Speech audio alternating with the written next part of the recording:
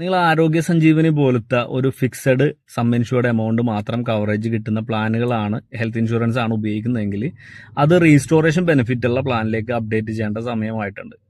കാരണം നമ്മൾ കഴിഞ്ഞ 2 വർഷത്തിന് മുന്നേ കൊടുത്ത ആരോഗ്യ സഞ്ജീവനി എന്ന പോളിസി 3 ലക്ഷം രൂപ കവറേജിൽ വരുന്ന പോളിസികൾ, സബ് ഇൻഷുർഡ് 3 ലക്ഷമാണ് കവറേജ് ഉള്ളത്.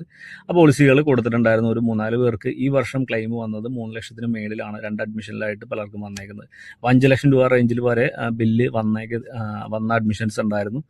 അങ്ങനെ വരുമ്പോൾ നമുക്ക് ഇതിൽ റീസ്റ്റോറേഷൻ ബെനിഫിറ്റ് ഇല്ലാത്തത് കൊണ്ട് 3 ലക്ഷം രൂപ മാത്രമായിരിക്കും നമുക്ക് ഒരു വർഷത്തിൽ ക്ലെയിം കിട്ടുന്നത്. അപ്പോൾ 2 അഡ്മിഷനിലായിട്ടാണെങ്കിലും ഒറ്റ അഡ്മിഷനാണെങ്കിലും കമ്പനി നമുക്ക് മാക്സിമം തരുന്ന എമൗണ്ട് ഇതായിരിക്കും. അപ്പോൾ അതിനുശേഷം വന്ന എമൗണ്ട് നമ്മൾ കയ്യിൽ നിന്ന് അടക്കേണ്ടതായിട്ട് വരും. പക്ഷേ റീസ്റ്റോറേഷൻ ബെനിഫിറ്റ് ഉള്ള പോളിസികളാണെങ്കിൽ അവിടെ ഒരു അഡ്മിഷനിലാണ് ആ സം ഇൻഷുർഡ് എത്രയാണോ നമുക്ക് കിട്ടുന്നത്. 5 ലക്ഷം മുതലാണ് റീസ്റ്റോറേഷൻ ബെനിഫിറ്റിന്റെ കവറേജ് ഉള്ള പോളിസികൾ സ്റ്റാർട്ട് ചെയ്യുന്നത്. ഒരു 10 ലക്ഷത്തിന്റെ കവറേജ് ആണെങ്കിലും 5 ലക്ഷത്തിന്റെ കവറേജ് ആണെങ്കിലും അത് എടുക്കുന്ന എമൗണ്ട് എത്രയാണോ അത് ഒരു അഡ്മിഷനിലാണ് നമുക്ക് കിട്ടുന്നത്. ഡിസ്ചാർജിന് ശേഷം ഈ എമൗണ്ട് വീണ്ടും റീസ്റ്റോർ ചെയ്ത് കിട്ടും. അടുത്ത അഡ്മിഷൻ ഉണ്ടെങ്കിൽ അത് കവറേജ് കിട്ടും.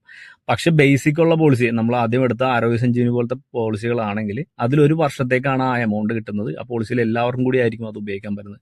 ആരെങ്കിലും ഒരാൾ അഡ്മിഷനിൽ വന്ന ആ എമൗണ്ട് ഫുള്ള് യൂസ് ചെയ്ത് കഴിഞ്ഞാൽ ആ പോളിസിയിലുള്ള മറ്റൊരാൾക്ക് പിന്നീട് അഡ്മിഷൻ വന്നു കഴിഞ്ഞാൽ അതിൻ്റെ അന്ന് കവറേജ് കിട്ടില്ല. അപ്പോൾ ഇനി പോളിസി എടുക്കുന്ന ആളുകൾ എപ്പോഴും റീസ്റ്റോറേഷൻ ബെനിഫിറ്റ് ഉള്ള പോളിസികളിലേക്ക് എടുക്കാനായിട്ട് ശ്രദ്ധിക്കുക. അതുപോലെ നിലവിൽ ആരോഗ്യ സഞ്ജീവനിയൊക്കെ യൂസ് ചെയ്യുന്ന ആളുകളാണെങ്കിൽ അതിലേക്ക് അഷ്വറിലേക്കോ അല്ലെങ്കിൽ റീസ്റ്റോറേഷൻ ബെനിഫിറ്റ് ഉള്ള മറ്റേതെങ്കിലും പ്ലാനിലേക്കോ അപ്ഡേറ്റ് ചെയ്യാനായിട്ട് ശ്രദ്ധിക്കുക. കാരണം ഹോസ്പിറ്റൽ എക്സ്പെൻസ് കൂടിക്കൊണ്ടിരിക്കുകയാണ്. ഇപ്പോൾ മിനിമം നോർമൽ അഡ്മിഷന് തന്നെ 1 ലക്ഷം 2 ലക്ഷം രൂപ റേഞ്ചിലൊക്കെയാണ് മിനിമം അഡ്മിഷൻ വന്നത്. അപ്പോൾ 3 ലക്ഷം രൂപയുടെ കവറേജ് വെച്ചൊന്നും ഇനി ഹോസ്പിറ്റൽ ബില്ലുകളൊന്നും നമുക്കത് മുന്നോട്ട് പോകാനായിട്ട് പറ്റണമെന്നില്ല. അപ്പോൾ കുറച്ചും കൂടി ഹയർ സം ഇൻഷുർഡിലേക്ക് മാറ്റാനായിട്ടും റീസ്റ്റോറേഷൻ ബെനിഫിറ്റ് ഉള്ള പ്ലാനുകളിലേക്ക് അപ്ഡേറ്റ് ചെയ്യാനായിട്ടും ശ്രദ്ധിക്കുക.